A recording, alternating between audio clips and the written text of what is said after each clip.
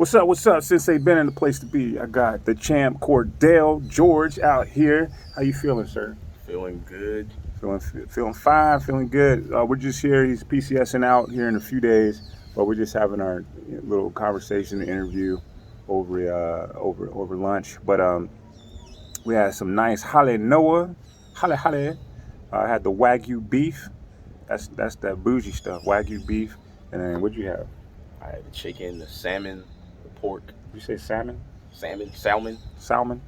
I'm from Texas. I don't know. I say salmon. Salmon. I know that's wrong. Some people salmon, pecans.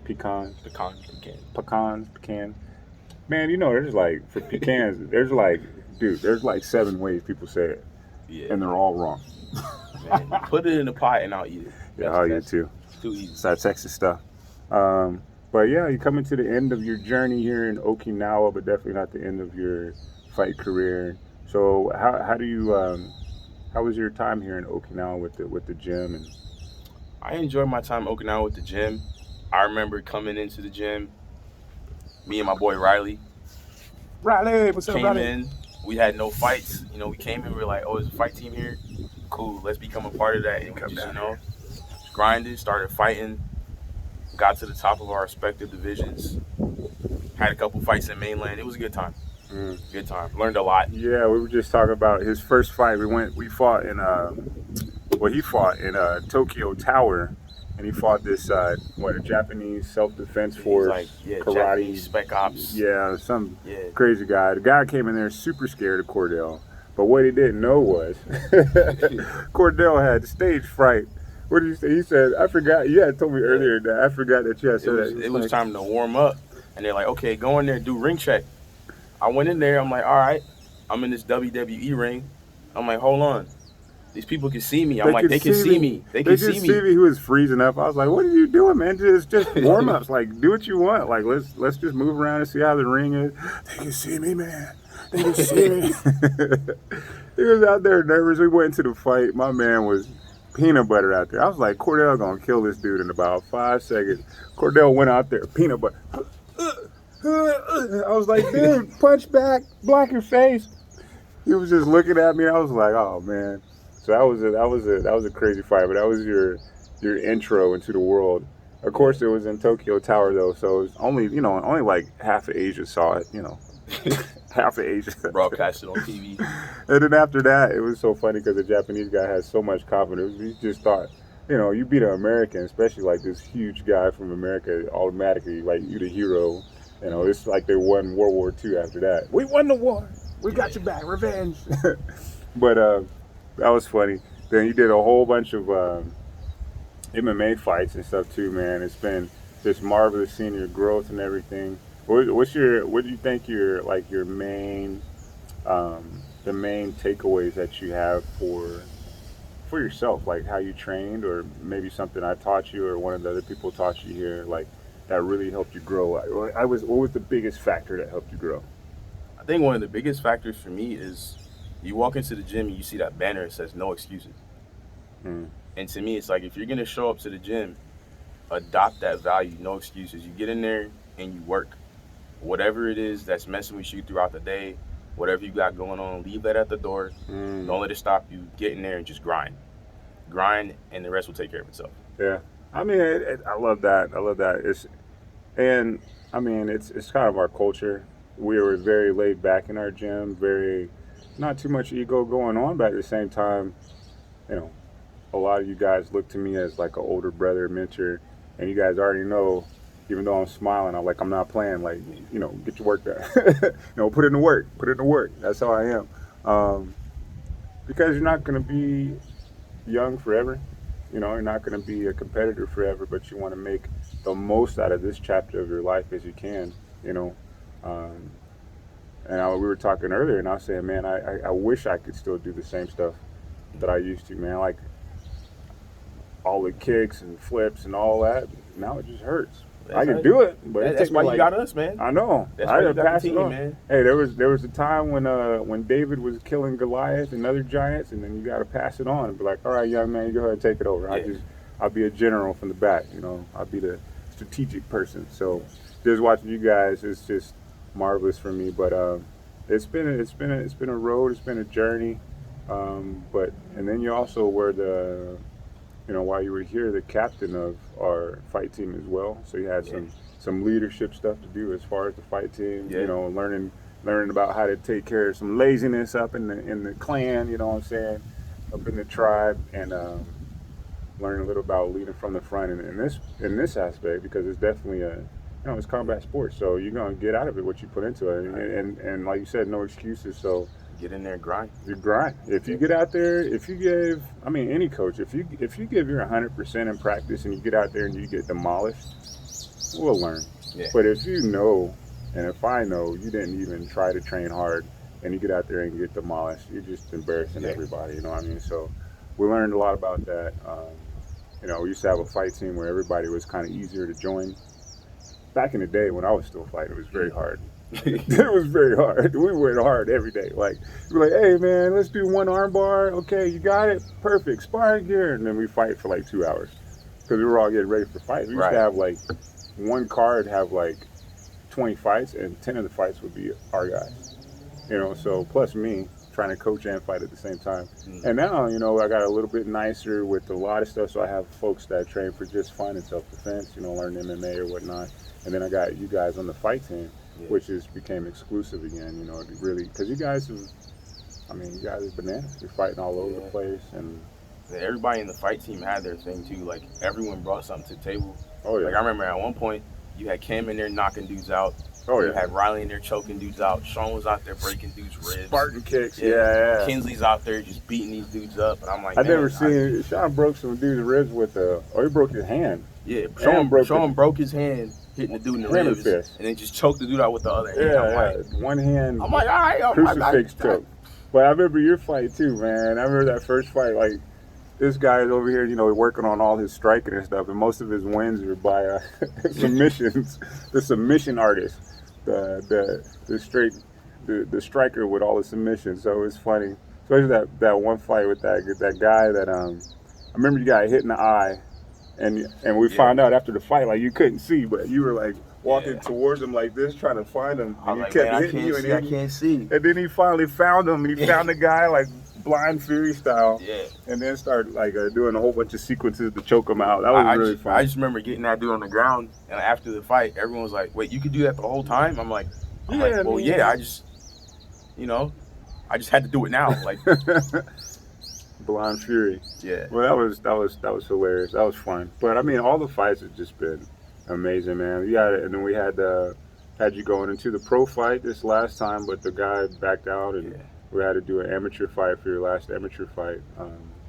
But we'll see when we get to England. You might probably want to get your legs back under you first, and then go pro. But you got it in you, man. You just gotta just keep pushing forward. You got the stuff, dude. And I tell you right now. Just make sure you surround yourself with people that got the same fire, if you get around people that's, I don't want to say mediocre, but people that have a mediocre mind frame. Like, there's so many people that could kill us in 5 seconds if they wanted to, if they didn't have a mediocre or kind of like a weak mind. Yeah, they didn't have the drive. They don't have the drive, and they could literally kill us in 5 seconds if they actually trained like they wanted it, So, and then for me, I'm athletic, but I wouldn't say I'm like the best at anything in the world, but I did have discipline and determination, the same thing that you have, but you're far more naturally talented. This dude's leg is like my whole body. One leg, his leg. I remember, because I like my leg locks and stuff too, like everything, but he grabbed this dude's foot trying to do a toe hold or a heel hug. It's like grabbing a whole tree, like a tree stump. You're like, why is this guy's leg this big? I don't know, man. I used to roll with this guy, and I'd be like, I don't know how I'm surviving right now. I'm a little guy. I'm not that big. When I get fat, I'm like 180 pounds, but usually I'm pretty small, and I just move fast now because over all these years, these huge guys like him, all these muscles and tree trunk legs just try to crush me. I just be running, scatting out of there. But yeah, man, and just seeing you develop, all around, it's been amazing. I know your career is going to be great, so we'll continue to do some stuff on the back end. And for all those out there, you know, it's all he puts on a great show during his fights and stuff, and that's what it's all about, man. You know, a lot of people can fight, but not everybody can entertain the crowd. So some of the things, you know, like Anderson Silva, Conor McGregor's, all those guys, it's not, you know, even Khabib. Khabib don't do any kind of entertainment. He just smashes. He's just so good at smashing. But for the rest of us, you know, if you're not Khabib, you know, try to get the crowd in there. You know, try to get them entertained, and that's what he does. He goes out there from the first, you know, 5 seconds. The crowd is already with him, you know, cheering him on because he does some great things to get the crowd into it. You know, he does his little gator crawl, get out there, does his antics. Same thing, man. Like I used to do a whole bunch of, you know, little capoeira stuff in even if I didn't ever do a move, actually, they would want me to do the next fight just because it was entertaining. Capoeira, you know, they see everybody do this the whole time. You know, do all the Muay Thai and then take down all. You see that every day. But I get out there and I'll be like, they'd be like, oh, we need you to fight in Tokyo tomorrow. All right, man, let's do it. And well, that's what it's all about. Just having fun out there. What's gonna be what are you gonna miss most about Okinawa, man? Honestly, just the vibe, the overall vibe of Okinawa. The island vibe. Yeah, it's different coming from New York, where everything's all hustle, everything's all Tokyo. Know, everything's so fast all the time. You come here and everything's just like easy going. It's like just chill, bro. Yeah. Cordell, what are you gonna miss about Sensei the most, man? Sensei Ben, what are you gonna miss about me, man? Don't cry, dude. Man, no crying, man. Honestly speaking, I remember you have us in there doing the fight camp stuff, and I'll be like, man, I'm tired. And then here you come with this clock. 2 more rounds. I'm like, I can't feel my legs. Okay. I miss it, man. It's always good to have somebody push you. Once you think you've hit that point, like David Goggins said, once you think you hit that point, you really only at about 40%. Yeah. Yeah, so, you can keep going. Yeah. You can keep going. I do appreciate that. I will miss that the most. Well, I'll be there, man, when you get to that, whenever you need me, I'll be there.